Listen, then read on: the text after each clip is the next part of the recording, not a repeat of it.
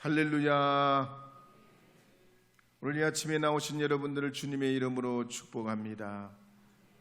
오늘은 성령 강림 후 네 번째 주일이자 순교자 기념주일이고 한국전쟁 73주년을 맞이하는 날입니다. 우리나라는 1945년 8월 15일 해방돼서 만세를 부르고 건국 준비를 해나갔습니다. 그런데 미국과 소련은 우리 한반도를 두고 서로 대결하기 시작했습니다. 38선을 기준으로 북쪽은 소련이, 남쪽은 미국이 통치하게 됐고, 북쪽은 사회주의 나라로, 남쪽은 자본주의 나라로 만들게 됐습니다. 그러면서 자본주의를 원하는 사람들은 남쪽으로, 사회주의를 원하는 사람들은 북쪽으로 떠나게 됐습니다. 그렇게 될 때 중국, 러시아, 일본 같은 해외에 있던 동포들은 이러지도 저러지도 못하는 신세가 됐습니다. 그런 와중에 북쪽에서는 신의주에서, 남쪽에서는 제주, 여수, 순천, 대구에서 시위를 하다가 많은 사람들이 목숨을 잃습니다. 그러니까 여훈영과 김구 선생은 이런 민족적 아픔을 싸매보려고 모든 노력을 다했지만 여훈영은 서울 해화동에서, 김구 선생은 자기 서재에서 각각 총을 맞아 세상을 떠나게 됩니다. 결국 남북한은 따로따로 선거를 치렀고, 남한은 이승만을 대통령으로 뽑고 북한은 김일성을 수상으로 뽑게 됐습니다. 그리고 1950년 6월 25일 일요일 새벽, 북한군은 탱크를 앞세우고 남쪽으로 쳐내려와서 사흘 만에 서울까지 밀고 내려왔습니다. 이승만 대통령은 한강대교를 폭파하라 명령합니다. 그러나 북한군은 경기도, 충청도, 경상도까지 밀고 내려와서 낙동강 전투를 벌이게 됩니다. 여기서 또 수많은 젊은이들이 목숨을 잃게 됩니다. 그러는 동안 유엔군은 인천 상륙작전으로 서울을 수복하고 압록강까지 치고 올라갑니다. 그런데 중공군이 또다시 개입하면서 38선 부근까지 밀고 내려와서 엎치락 뒤치락하면서 싸우는 바람에 수많은 생명이 또 희생됩니다. 이 3년 전쟁을 치르면서 군인이 20만 명, 민간인이 80만 명이 목숨을 잃습니다. 그리고 1953년 7월 27일 휴전을 하게 됐습니다. 이제 6.25 전쟁 73주년을 맞이하는 오늘 이 아침에 우리나라 이 민족 위에 분열의 영은 떠나가고 하나님의 은혜로 하나 되는 민족, 하나 되는 나라, 지역 공동체가 되어야 할 줄로 믿습니다. 우리 한국 교회도 그렇습니다. 1866년 토마스 선교사가 27세 나이로 대동강 쑥섬에서 순교한 이후에 한국 개신교 순교자가 600여 명이 되고 가톨릭 순교자가 103명입니다. 서울 마포 양화진에 가면 세계 15개 나라 외국인 선교사나 가족들이 오셔서 사역하다가 돌아가신 묘역이 417개가 모셔져 있습니다. 거기에는 아펜셀러, 언더우드, 셔우드홀, 하디 선교사, 캠벨 선교사, 스크랜턴 선교사, 모리스 선교사, 무어 선교사 같은 많은 분들의 묘원이 있습니다. 그 중에 가장 인상 깊은 건 아펜젤러와 언더우드 선교사가 1885년 4월 5일 인천 제물포항에 들어와서 기도했던 글입니다. 우리는 부활절 아침에 이곳에 왔습니다. 사망 권세를 이기신 주께서 이 백성을 얽매은 결박을 끊으사 하나님의 자녀로 자유와 빛을 얻게 하여 주옵소서. 우리 한국교회가 선교 638년을 맞게 됐습니다. 기독교 2000년 역사에 우리 금암제일교회는 72년의 역사로 세워져 가고 있습니다. 그게는 하나님의 은혜요, 사도들의 순교와 성도들의 희생으로 교회가 있게 된 줄 믿습니다. 주우리 하나님 찬송가 14장 1절 2절 부르고 간주하고 3절만 부르겠습니다. 찬송가 14장입니다.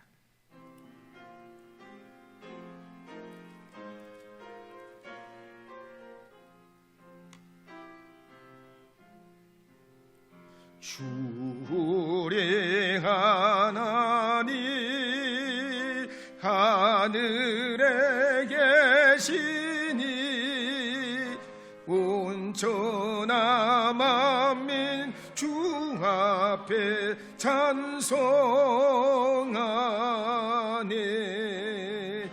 이 천지 만물도 주 앞에 엎드려 그 거룩하신 이름을 늘 높이네. 주 언약하신 것 끝까지 지키네.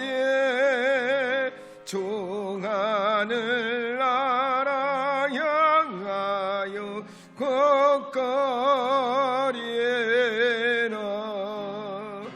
주 얼굴 메올 때 내 마음이 기쁘고 영원히 주의 영광을 찬양하리.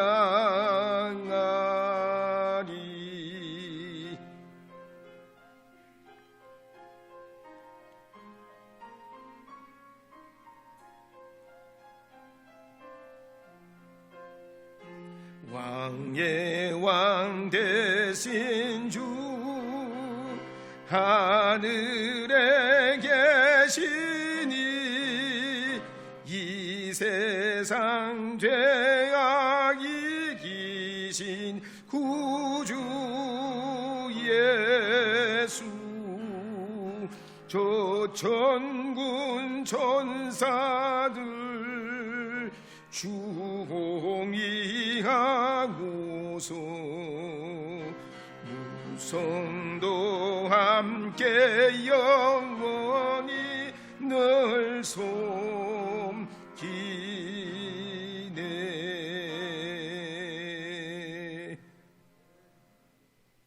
로마서는 바울이 로마 교회에 보낸 편지입니다. 로마 교회는 바울이 직접 개척한 교회는 아니지만 설립 과정을 보면 하나님의 행하심이 신비롭고 아름다워서 그 소문이 곳곳에 전해져서 바울도 항상 그들을 위해 기도했습니다. 그리고 기회가 주어진다면 하나님의 은혜를 함께 나누고 격려하기 위해서 여러 번 가고자 했지만 좀처럼 기회가 주어지지 않았습니다. 그런데 고린도 옆에 있는 갱그리아 교회 집사 베베를 통해서 로마 교회로 편지할 기회가 생겨나게 됐습니다. 그래서 바울은 주 56년경 3차 전도 여행을 마치고 고린도에서 석 달을 머무를 동안에 오직 의인은 믿음으로 말미암아 살리라는 주제로 이 로마서를 써보냅니다. 그래서 지난주에는 5장 말씀을 중심으로 은혜 안에 사는 사람들이라는 제목으로 말씀을 증거했고, 이제 오늘 아침에는 로마서 6장 1절 하반절에서 11절 말씀을 중심으로 하나님 나라 시민이라는 제목으로 말씀을 선포하려 합니다. 성경을 통해 보면 본래 하나님으로부터 지음받은 사람은 선한 존재였습니다. 그러나 죄 가운데 타락하면서 사탄의 통치 안에 들어가게 됐고, 하나님은 그럴 때에 노아와 아브람과 모세와 다윗과 이사와 예레미야, 에스겔, 다니엘 같은 선지자들을 통해 다시 회복하실 하나님 나라에 대해서 약속하셨습니다. 그리고 드디어 하나님의 아들 예수 그리스도를 통해 주께서 사람의 몸을 입고 이 땅에 오시고 골고다 언덕에서 우리 죄와 저주와 질병을 짊어지시고 십자가에 못 박히셨다가 3일 만에 부활하시게 됐습니다. 그래서 누구든지 예수를 믿으면 하나님 나라 시민 되는 길을 열어놓으셨습니다. 그러기에 우리가 비록 완전하지 못해도 흠이 있다 해도 예수님은 영원토록 우리를 죄에서 해방시켜 사망이 다시 우리를 주장하지 못하게 하신 것입니다. 그래서 로마서 6장 1절 하반절에서 3절 말씀에 보면 이렇게 기록하는 말씀이 있습니다. 함께 읽어보도록 하겠습니다. 은혜를 더하게 하려고 죄에 거하겠느냐? 그럴 수 없느니라. 죄에 대하여 죽은 우리가 어찌 그 가운데 더 살리요? 무릇 그리스도 예수와 합하여 세례를 받은 우리는 그의 죽으심과 합하여 세례를 받은 줄을 알지 못하느냐. 아멘. 우리는 그리스도 예수와 합하여 세례받은 하나님 나라 시민이라는 것입니다. 세례는 물로 사람을 깨끗하게 하고 새로운 삶을 선포하는 예식입니다. 그래서 고대 종교사회에서는 새로운 삶을 살기를 원하는 사람은 공적으로 물이나 불이나 피 같은 걸로 새 사람이 되었음을 나타내는 관습이 있었습니다. 그래서 하나님께서는 구약의 이스라엘 백성들이 애굽에서 가나안 땅으로 들어가려 할 때에 몇 가지 길이 있었지만 물이 있는 홍해를 건너가게 하셨습니다.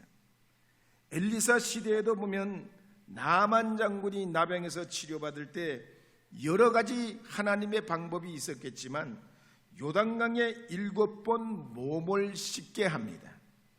그래서 세례 요한도 이스라엘 백성들에게 하나님의 임박한 진노를 피하고 회개에 합당한 열매를 맺기 위해서는 물로 세례를 받으라 했습니다. 예수님께서도 마지막으로 승천하시기 전에 제자들에게 명령하시기를 모든 족속에게 아버지와 아들과 성령의 이름으로 세례를 베풀라 하셨습니다. 마태복음 28장 19절 읽어보겠습니다. 그러므로 너희는 가서 모든 민족을 제자로 삼아 아버지와 아들과 성령의 이름으로 세례를 베풀고. 그렇습니다. 세례란 하나의 의식 이상입니다. 나는 성령 안에서 그리스도와 함께 죽고 그리스도와 함께 다시 살았다는 신앙 고백이요 선언적인 의미가 이 세례 안에 들어있는 것입니다. 그래서 바울은 세례라는 말을 17번이나 말하면서 예수님의 죽으심은 나의 죽으심이요 예수님의 부활은 나의 부활이라고 선포하고 있습니다. 그래서 오늘 본문에도 보면 죄가 많은 곳에 은혜가 많다고 죄짓고 회개하고 또 죄짓고 회개하고 또 죄짓고 회개하고 또 죄짓고 회개하고 또 죄짓고 회개하면서 은혜를 또 다시 계속해서 구해서는 안 된다는 것입니다. 은혜는 지우개가 아니고 무한리필도 아니고 이미 죄에 대하여 그리스도 예수와 함께 죽은 우리가 예수를 믿고 난 다음에도 자꾸만 죄를 짓고 회개하고 죄를 짓고 회개하면서 여전히 죄 가운데 살아서는 안 된다는 얘기입니다. 그래서 4절 말씀에 보면 이렇게 선포하는 말씀이 있습니다. 함께 읽어보도록 하겠습니다. 그러므로 우리가 그의 죽으심과 합하여 세례를 받음으로 그와 함께 장사되었나니 이는 아버지의 영광으로 말미암아 그리스도를 죽은 자 가운데서 살리심과 같이 우리로 또한 새 생명 가운데서 행하게 하려 함이라. 우리가 그리스도와 함께 장사되고 죽은 자 가운데서 살리심을 받은 이유는 새 생명 가운데 행하게 하려 함이라. 그랬습니다. 죄 가운데 살던 과거와는 달리 하나님께서 우리가 죄에서 자유하고 사망 권세에서 해방을 받게 하신 이유는 새 생명, 새로운 삶을 살게 하기 위함이라는 겁니다. 며칠 전에 경기도 화성에서 30대 부인이 2018년, 2019년 두 번 출산을 했는데 아기 둘을 모두 냉장고에 보관했다 잡혔습니다. 정말로 경악할 일이지요. 세상에 어떤 이런 일이 있을 수 있습니까? 그런데 이런 일이 2017년에는 부산에도 있었고 2021년에는 전남 여수에도 있었습니다. 그래서 감사원이 조사를 했습니다. 2015년부터 병원 출생과 출생 신고를 대조해서 비교해 봤더니 2,000여 명의 아기들의 행방이 묘연하다는 겁니다. 요즘은 강아지도 유기하면 동물보호법에 의해서 반려견은 300만 원 이하의 벌금을 받습니다. 맹견은 2년 이하의 징역이나 2천만 원 이하의 벌금을 내야 됩니다. 그런데 어머니가 어린 생명을 함부로 하고 죽음에 이르게 했다는 건 말이 안 나오는 일입니다. 그런데 이분들이 자기의 죄값을 깨닫고 그 죄값을 치르기 위해 감옥에 들어가서 일정 기간 자신을 반성하며 사회로 나왔다고 하면 그들이 또 그 이후에 그걸 잊어버리고 또 다시 그런 짓을 하고 감옥에 들어갔다 또 나오고 감옥에 또 들어갔다 나오고 또 감옥에 들어갔다 또 나오게 된다면 어떻게 될까요? 있을 수 없는 일이지요. 있어서는 안 되는 일이지요. 우리 예수님께서 우리 죄 때문에 십자가에 달려 죽으시고 다시 사셨는데 그 은혜를 우리가 잊어버리고 또 죄 가운데 살고 또 죄 가운데 살고 또 죄 가운데 살고 은혜를 구하고 또 은혜를 구하고 또 은혜를 구하는 일을 반복한다면 과연 주님의 마음은 어떠실까요? 그래서 바울은 선포하기를 이미 죄에 대하여 그리스도와 함께 죽은 우리가 예수 믿고 난 다음에도 자꾸만 죄를 짓고 회개하고 죄 짓고 회개하면서 여전히 죄 가운데 살아서는 아니 된단 말입니다. 더욱이 사람은 이 땅에 태어날 때부터 하나님의 섭리에 의해서 태어난 고귀한 존재요, 거룩한 사명을 가지고 살아가는 목적적인 존재입니다. 그래서 마태복음 11장 이하에도 보면 맹인도, 못 걷는 사람도, 나병 환자도, 못 듣는 사람도, 심지어 죽은 사람도 예수님의 복음을 듣고 일어나고 회복되고 치료되어서 복음을 위한 목적적인 존재가 됩니다. 개인만 그런 게 아니라 나라와 민족도 그렇죠.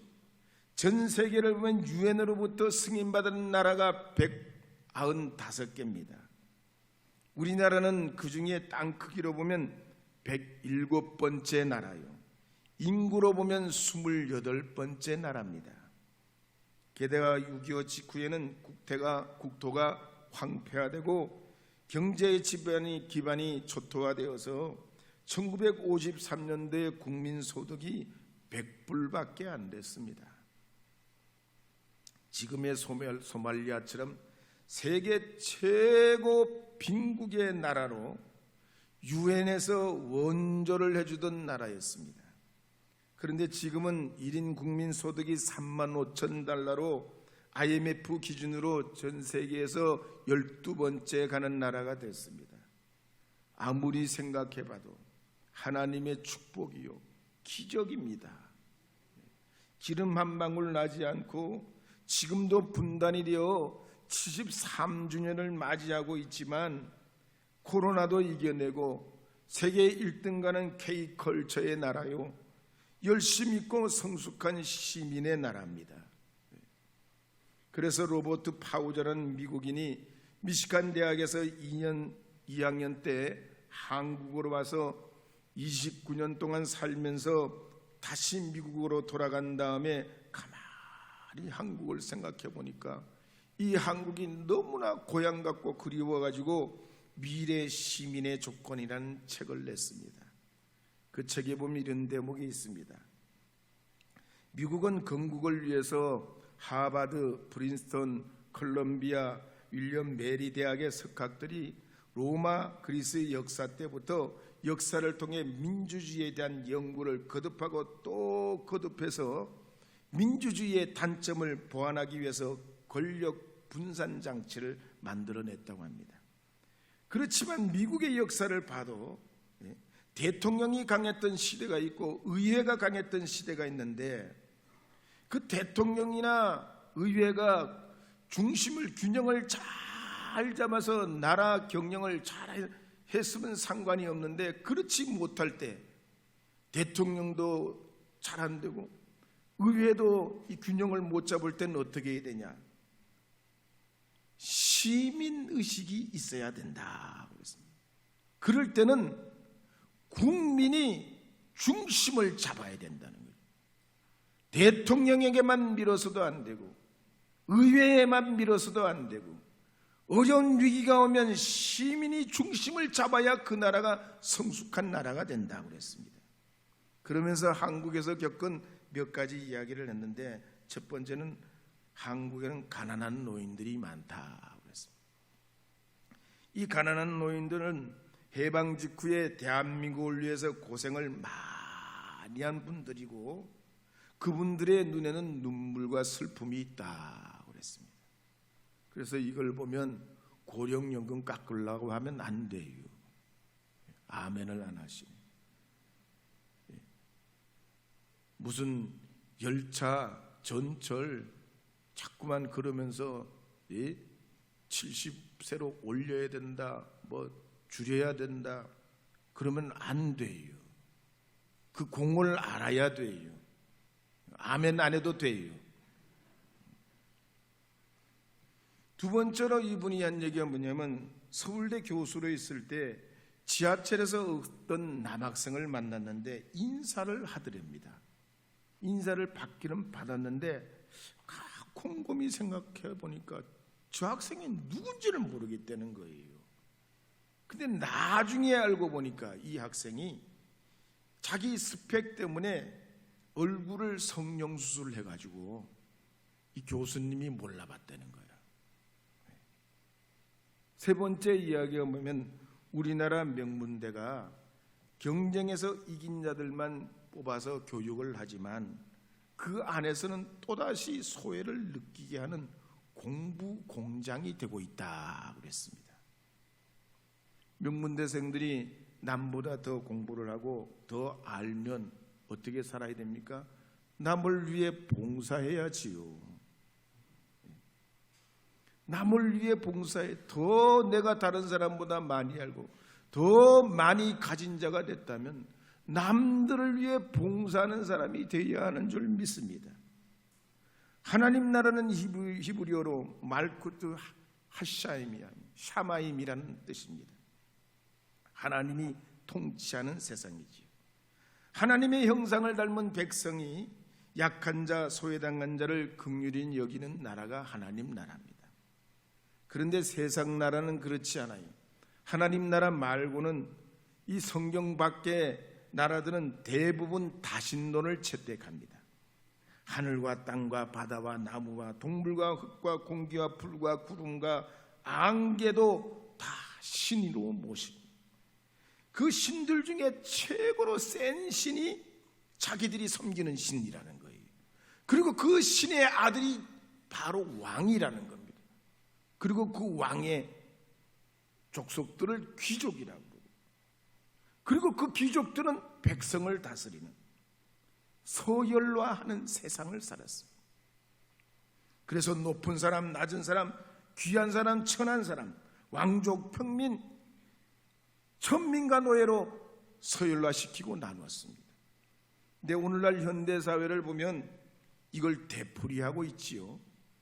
흑인, 백인, 동양인으로 나누고 인종을 통해서 은근히 서열화하려고 또 서로 경쟁시켜가지고 1등 인간, 2등 인간, 3등 인간, 1등 아파트, 2등 아파트, 3등 아파트, 1등 병원, 2등 병원, 3등 병원, 1등 도시, 2등 도시, 3등 도시, 1등 대학, 2등 대학, 3등 대학, 1등 직업, 2등 직업, 3등 직업, 1등 배우자, 2등 배우자, 3등 배우자, 1등 자가용, 2등 자가용, 3등 자가용. 거기다가 교회도 1등 교회, 2등 교회, 3등 교회 서열화하고 그 안에서 자기가 이게 되려고 하는 거예요. 자기 블럭을 만들어서 거기서 최고인 것처럼 말이죠. 집값을 계속 올리는 이유도 그런 이유 중에 하나예요. 그런데 하나님 나라는 서열과 우열이 아닙니다. 오직 유일하신 하나님과 주님의 자녀가 전부입니다. 하나님의 자녀는 왕같은 족속이요 거룩한 제사장이요 주님의 나라입니다. 교육을 못 받아도 주님의 자녀, 능력이 부족해도 주님의 자녀입니다. 헌금을 많이 못하고 공로가 없어도 시간을 많이 들이지 못해도 주님 나라에는 자격을 따지지 않습니다. 저는 초등학교 시절에 내과 옆에 살았던 적이 있습니다. 장마가 많이 치면 큰 물이 내려가는 걸 여러 번 지켜봤습니다. 또 더운 여름이 되면 수영장 같은 내과로 나가고 추운 겨울이 되면 얼음을 지치고 봄, 가을에는 친구들과 산과 들로 뛰어다니며 놀았던 기억이 있습니다. 그런데 우리 가족이 살던 집은 한 마당에 5가구가 옹기종기 살고 있었는데 문제는 화장실입니다. 화장실. 그 5가구가 사는데 푸세식 2칸밖에 없는 게요. 저 멀리 마당 끄트머리에 아침만 되면 난립니다. 진짜 급하면 어떻게 해야 되냐? 이웃집으로 원정을 갑니다. 그런데도 서로 이해하고 살았단 말이죠. 그런데 지금은 어떻습니까? 주차 문제로, 아랫집 윗집 소음 문제로 싸우고 죽이기까지 합니다. 그러기에 우리는 이 과거의 역사를 되풀이해서는 안 된단 말이죠. 이 나라가 어떻게 세워진 나라입니까? 100만 명의 희생을 통해서 세워진 나라이기에 그 희생을 헛되이 하지 않아야 됩니다. 그러기 위해서는 내 중심에서 너 중심으로, 우리 중심에서 예수 중심으로 축을 옮겨야 됩니다. 이와 같은 과정은 우리 마음으로 생각으로 되지 않은 성령의 은혜로 우리 마음이 녹아나고 하나님의 자비가 이 삼철 위에 임해야 하는 줄 믿습니다. 하나님의 은혜인 줄 믿습니다. 우리 옆에 분과 한번 인사. 주님의 은혜로 우리가 삽니다. 주님의 은혜로 오늘도 하나님 앞에 감사해야 할 줄로 믿습니다.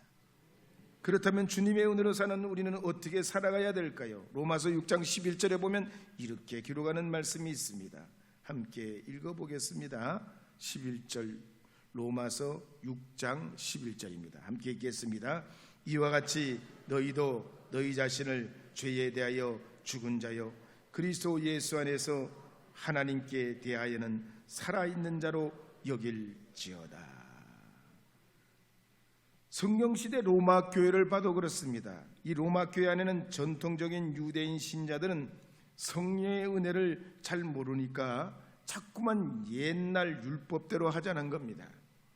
율법이 지혜요 진리요 스승이라고 생각했습니다. 그런 습관대로, 옛 습관대로 자꾸만 돌아가려고 합니다. 그럴 때 이 바울이 그리스도 예수와 연합하여 예수 안에 살아야 된다는 겁니다.